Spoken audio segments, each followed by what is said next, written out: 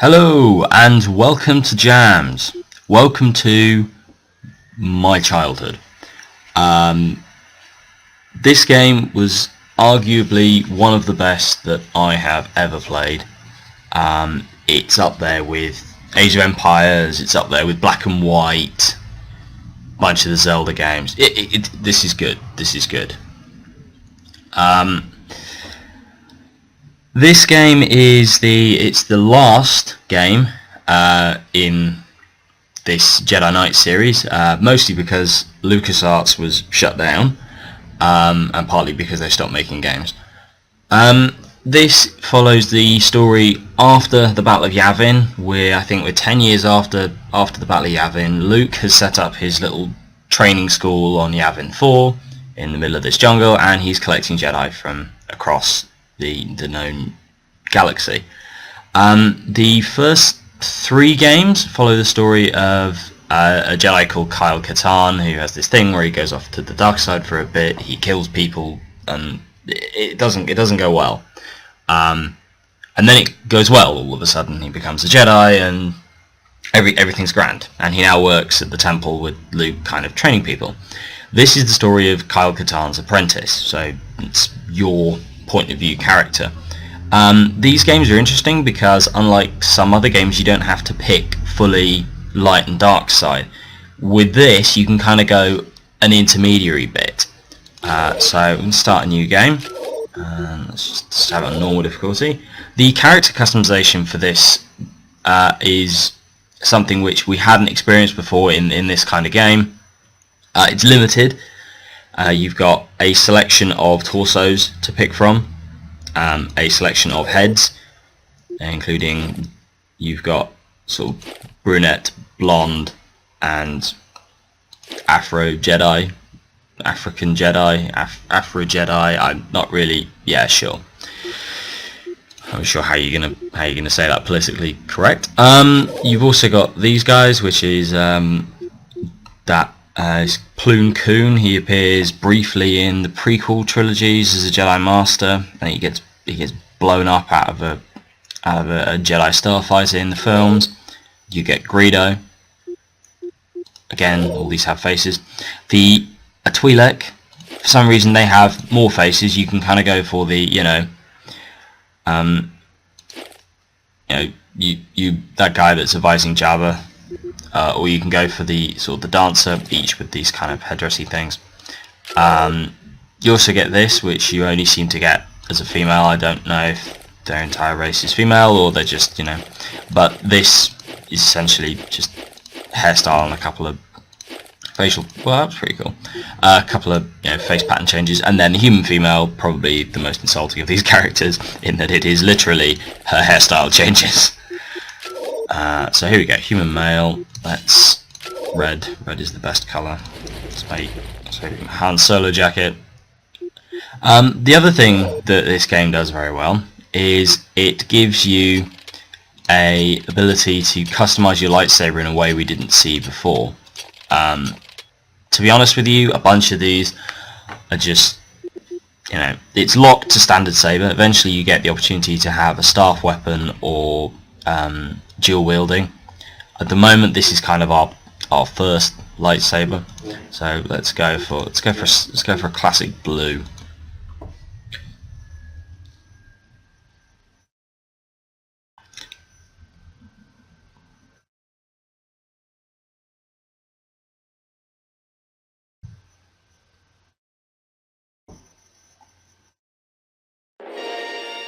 And here we are, beginning in the very traditional way. Here we go, come on, wait for the giant flying text in space, because nobody would crash into that at all, ever. Here we go. Blah blah, blah blah, blah blah, blah blah, blah blah. Oh, 10 years after the Battle of Endor, not the Battle of Yavin. Yeah, because that wouldn't make sense. There's probably a bunch of you going, that was right when Empire was taking place. No, never mind. I meant Endor. So here we go. In the last game, there was a thing that in fact the last couple of games, there's a place called the Valley of the Jedi, of which there was once a bloody great battle between the Sith and the Jedi. This place, basically you turn up to it, you pray to the Force, and you turn from a non-Force user into somebody who can use the Force at a pretty decent level. So the previous game involved taking the bad guys, taking normal people to the Valley of the Jedi, augmenting their powers, and calling them reborns. Oh yeah, and why I've already got a lightsaber, I'm not really sure. You know, maybe I killed the Jedi and took it from him. You seem really nervous. Aren't you? So there's this guy, Rush. He's a bit of a dick. We don't like him very much. We'll see why in a bit. Wow, that 90s animation. What's your name? Jaden. So where'd you get I love it. I remember this game coming out. I remember this game being sort of £30 in the store, and it was brilliant. It's interesting that they seem to have put more effort into the flight sequences here. I mean, that looks a lot better than what we had inside. I'm not sure if it's just that this is easier to animate, and therefore they could, you know, spend more time doing it. But and then sort of the quality dives slightly when you get trees that are hexagons.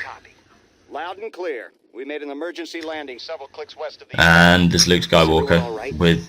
I don't know what's wrong with his face. I really don't. Look at the light. Look how square the light is. Affirmative, Academy. Okay. We'll meet you there. Come on. Now you can tell she's bad because she's red. Unfortunately, there's no way to skip these cutscenes, which is kind of annoying. I mean, having watched this, I actually don't know how many times I've played through this game. At least 20 or 30. At least, I would say. I love this. Hey, Oh, I'm stuck. shut up. Why can't I shoot him? Why can't I shoot him? I'm on my way. So I'm not really sure why we can't, you know, be rescued with all the others and where everybody else has gone. Because we find out later they haven't died. I assume they've just got out the other side of this ship. Yeah, water doesn't kill you. It's quite nice. Maybe you can use your Yeah, there's a little crap jump. As your ability with the Force increases, you get an actual proper decent jump. Let's chop this tree down. Legit, because that's exactly where I hit it with a lightsaber. Thanks, Jaden. Let's get to the temple. And new objective information. It's alright, I know where I'm going, it's fine. This game probably has one of the best control systems for a lightsaber I've ever seen. It's actually, in fact, it's got one of the best, in my opinion, one of the best control systems for a blade-based weapon at all. It's quick, it's fluid, it works. You can tell it exactly what you want to do. Diagonal slashes, left and right. You know, you can do exactly what you want with it. And yeah, if you time things right, you can nail things in a couple of hits.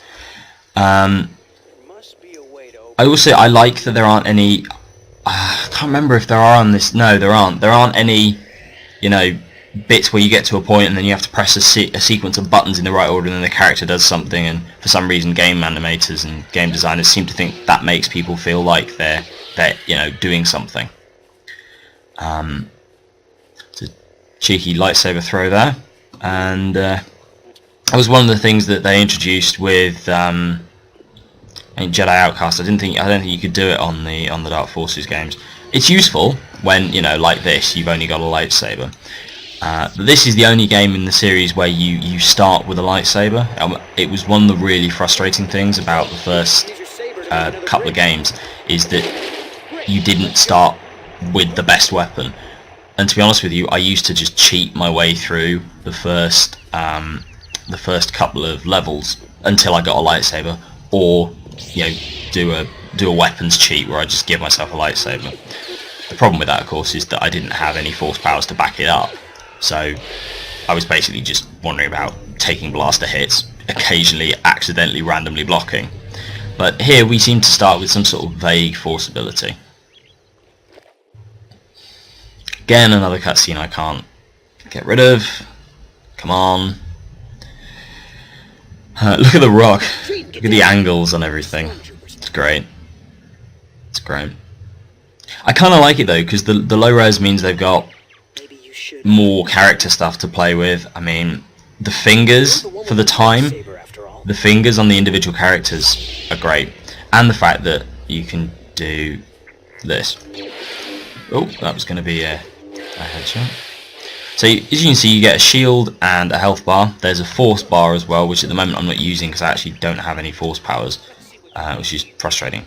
And this is what I was talking about. These are kind of it's actually really early for one of these. I've forgotten he was here.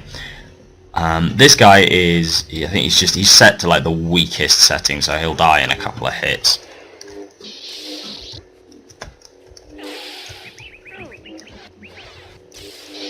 If I can actually hit him. Come here, you dancing bastard.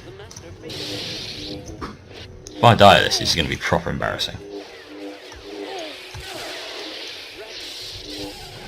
Come on, just die. There we go. Okay, so as you can see, the orange marks on his body are where I slashed him with my saber. There is a cheat, and I think I can remember it. I'm not sure if it works for this game or if it worked only for Outcast, which is the one before it. There is a cheat that makes the saber combat realistic, so that you actually can dismember people, which is quite good because if you time it at the right height and the right distance away from an enemy, you can just go up to 3 or 4 stormtroopers, swing once, and it decapitates all of them, which looks pretty cool. Yay, so we get swacked. Okay, so that's a brief introduction to oh, here's Kyle. Here's Kyle. So this is our master. It's a brief introduction to Jedi Academy. Watching for the Plo Koon guy sliding along the floor. Yeah, brief introduction to Jedi Academy, and I hope you enjoyed it. I'm going to make a series out of this one, and I will see you again next time. Bye!